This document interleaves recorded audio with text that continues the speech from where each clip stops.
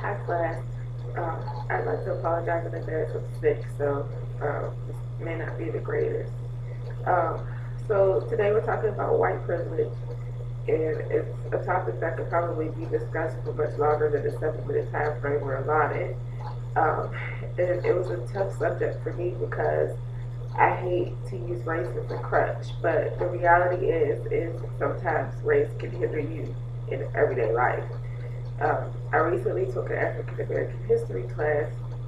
This class opened my eyes to a lot of our struggles as African Americans, but also gained a new respect for whites because whites fought alongside us a lot more than what we know. Um, I realized that white privilege is not just a black white issue, but it's what stands out to be most because our rivalry, so to speak, is an age old one. Um, Dated back to the days of slavery, whites have looked down on those with darker colored skin. Light skinned blacks were allowed to serve in the houses versus the dark skinned blacks that were made to work on the plantation in hard labor because they weren't worthy enough to work so closely with whites. Uh, this helped plant the seed that the white race was superior. And as time went on and slaves were free, we still weren't good enough to eat, drink, or even learn with white people. The white children that were born into this life grew up in a world that shunned blacks and placed their race on a pedestal. The black children born during this time grew up having to fight for status in the world. And even after fighting for equality and even somewhat earning that, the seed was already planted that whites were superior, blacks were inferior. And that seed continued to grow. And because of this, whites are afforded some privileges that are unearned. Some whites are oblivious to it, others, I think, are fully aware and not willing to forfeit those privileges or even admit to them. And it's sad to me to see black people want to do things like lighten their skin because they feel like those are the things that will make them worthy. A documentary that I watched, African Americans, Many Rivers to Cross, spoke on how many years ago black schools were rundown shacks with children huddled on floors trying to get an education, but the white schools were built much better, in much better conditions than the black schools.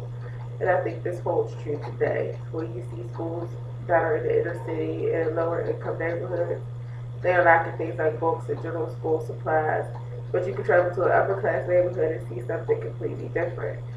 The perception is that whites are privileged in that aspect, and this is because you see more blacks in the inner city schools versus schools in the suburbs. White privilege is not being looked at as being uneducated or being financially unstable, inferior, and overall untrustworthy. White privilege is being held to a higher standard because of your color. Excuse me. Um, White equals superior. In television, God is portrayed as white. The majority of your heroes are white. Doctors and lawyers, they're all white. On the flip side, if a person is at the same economic level as another black person, do they consider themselves privileged? Probably not. However, in mainstream America, they will still be favored. If both a white person, no matter the economic status, and a black person walk into a store, who's believed to be the thief? That's the reality of white privilege. Whites are cops, blacks are robbers. Have I dealt with this issue personally? Um, I can't say I've dealt with it much.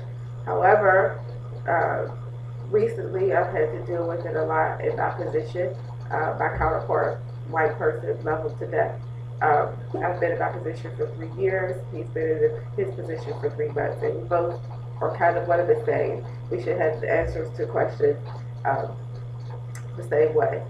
Um, but when someone comes into the office and they have a question, they will completely bypass my desk and go to his desk for the answer, even though he has to, in more cases than not, come to me to get the answer. Knowing this, I still get bypassed to ask him the question. Um, So I sit back and I think, why? And it's either one of two things. It's either the uniform that divides us, or it's our color that divides us. And I can't help to think that some people think that I may not have the answer, I may not know what I'm talking about because I am the black girl at my job. And to be honest, black people are scarce around there. So, like I said, it's either one of two things. I try not to dwell on it much. I've secured my position. I know, that I do have the answers, and he's going to have to ask me for the answers anyway. But there's something about me that makes them think that I can't answer their questions, and it's just baffling to me. Um, do I believe that white privilege exists? Yes.